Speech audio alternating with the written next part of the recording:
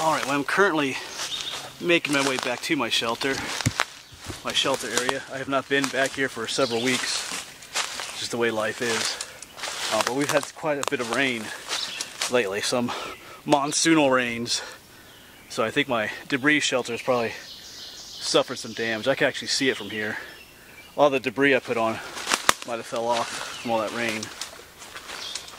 So that raises the question, why would I build a debris shelter? And I'm going to talk about that in this video, kind of explain why I chose to build that kind of shelter versus something else.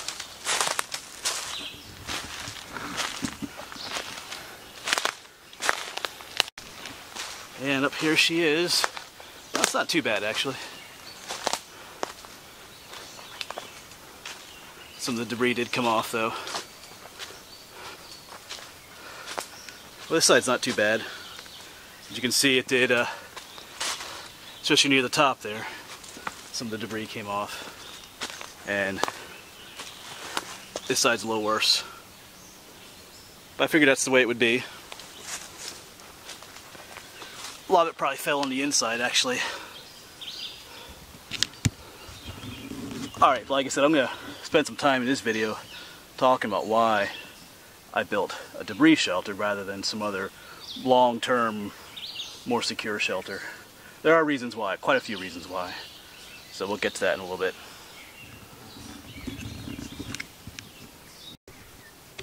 Yeah, so I've just been sitting out here again for a while. I always do that when I come out here. I just end up chilling for a little while, just sitting here. It just has that effect out here, just very calm, relaxing, just no car noise, no distracting sounds, just birds singing and the wind blowing through the trees. So, and I'm not spending the night here today. I know some people have asked me. I will do that soon. This is Memorial Day weekend, so it doesn't really work out so well. I mean, it would in some ways, but I got other things I gotta do. So, but sometime soon, I will be spending my first night out here in the shelter. So that is coming up soon, hopefully.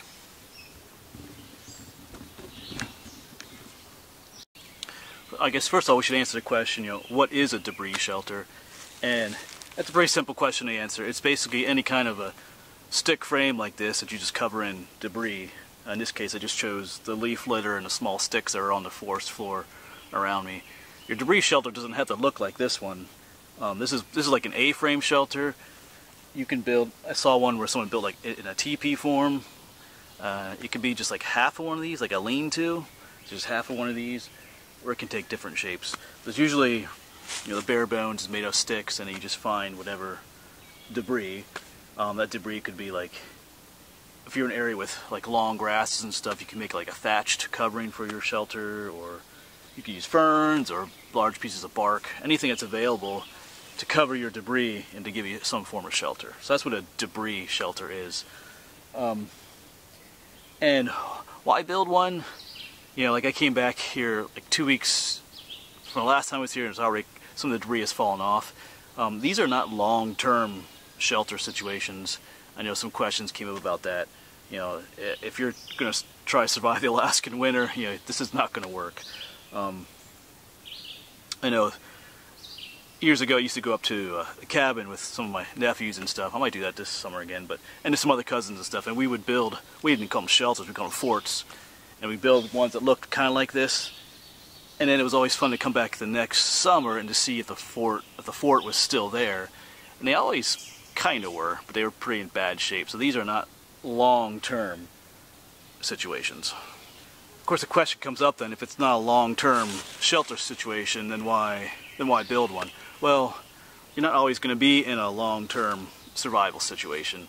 There's all kinds of, there's tons of YouTube channels where people build, do this kind of stuff, go out in the woods and build cool, awesome shelters and stuff like that. But depending on practicality, and like say you're on a day hike in the Great Smoky Mountains and you end up taking the wrong trail or miss the turnoff where you're supposed to go, and say 7 o'clock in the evening you find out that you're not where you're supposed to be, you're like 20 miles from where you parked.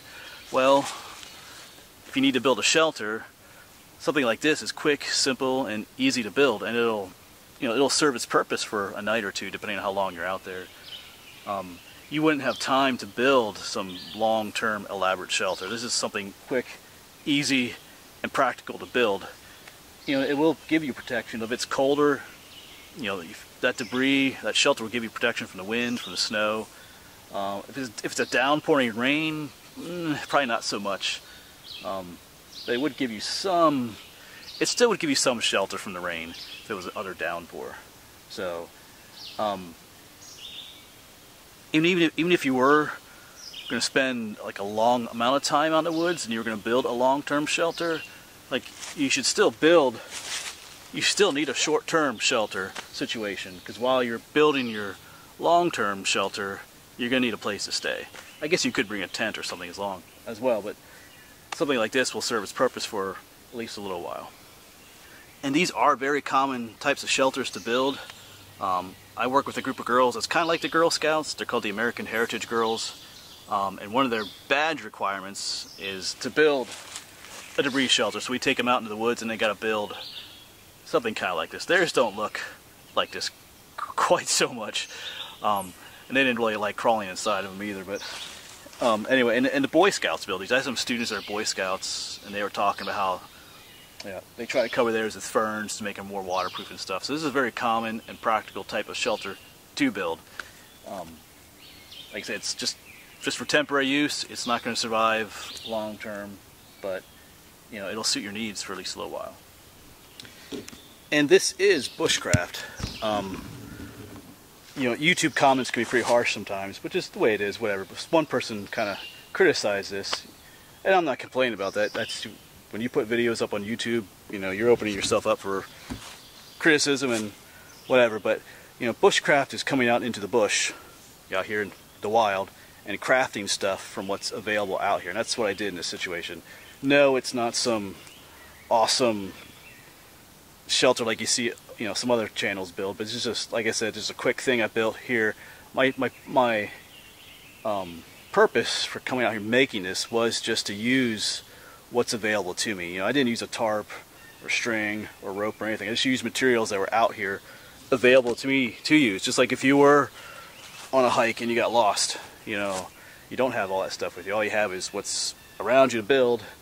That's what I built. So that is Bushcraft.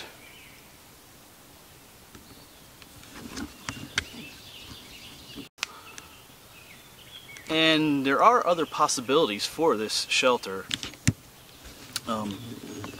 I do have a small tent that I think would actually fit underneath this shelter. It's like a little A-frame tent. They call it it's like one of those little Boy Scout tents. Pup tent they call it maybe, but it would actually fit. I'm pretty sure it would fit underneath that shelter. So that is one option that I'm thinking about trying one time, is to bring that tent out here, see if it does fit under there. It's like an orange color, so it wouldn't really fit in, just would camouflage it. And also I do have a tarp. I have an 8x10 camouflage tarp that I bought that I could actually put over top of that shelter. I would just have to trim off some of those longer pieces on the top, and the tarp would easily cover the whole shelter. So that's another option as well that I could do when I come out here if it was going to rain or something like that. So, but I didn't want to build a shelter where I left the tarp out here, because like I said, this is public land. There's other people that come out here. I don't want to lose my tarp or to get in trouble for leaving trash out here. So I just wanted to build it with just the natural materials that were out here.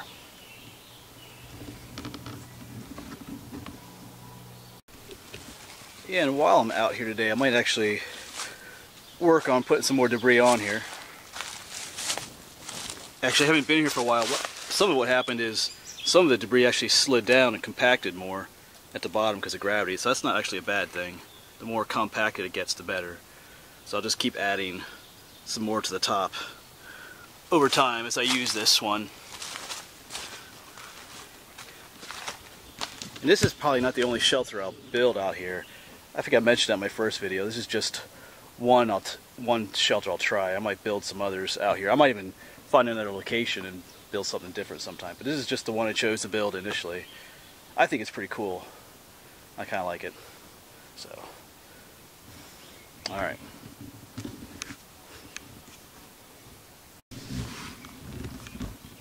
found a trespasser in my shelter area here. Mr. Toad. He's trying to get away from me.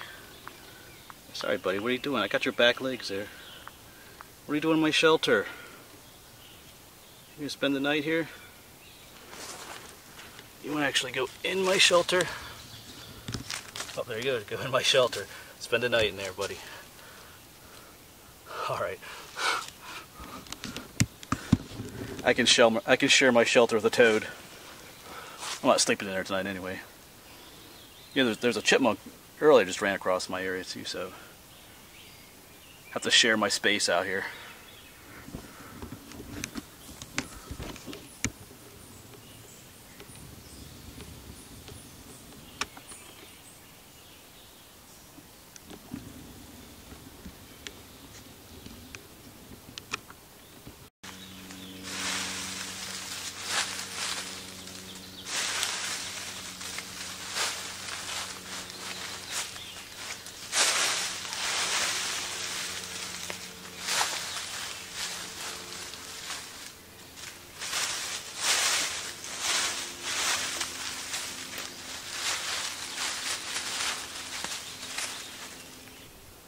So there is another toad out here.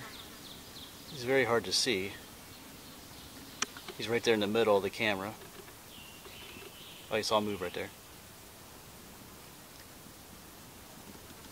He's looking for flies to eat. Yeah, when I first saw, I didn't see him, I just saw movement. I thought there was like leaves falling down over there, but that was him. And I saw him catch a bug, and it's kind of weird how they swallow it. It's a horrible imitation of it, but so that's two toads out here in my shelter.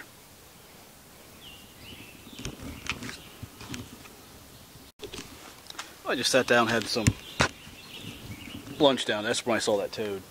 I would never have seen him if he hadn't moved. They just blend in so well. It's cool to see little critters around here. Anyway, I had gone ahead and kind of repaired my shelter to some extent here. Kind of repaired the leaves on either side. You know, it'll probably need repairs in the future. But like I said, this is not a long-term shelter. But it's what I have for now. And I'll try to camp out here soon. I do have some days off this week, so we'll see what happens. Anyway, I might hang around here a little bit more.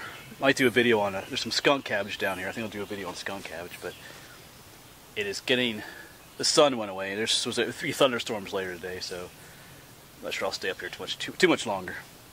Anyway, thanks for watching, and you know, feel free to make comments. You can like the shelter, you can criticize it all you want. I thought I'd explain a little bit more what a debris shelter is and the practicality of it. You know, it's not for everybody or for every situation. When you go out in the woods and build a shelter, whether for fun or just because you need one, you know, you do what works for you. Every situation is different. Every person is different too.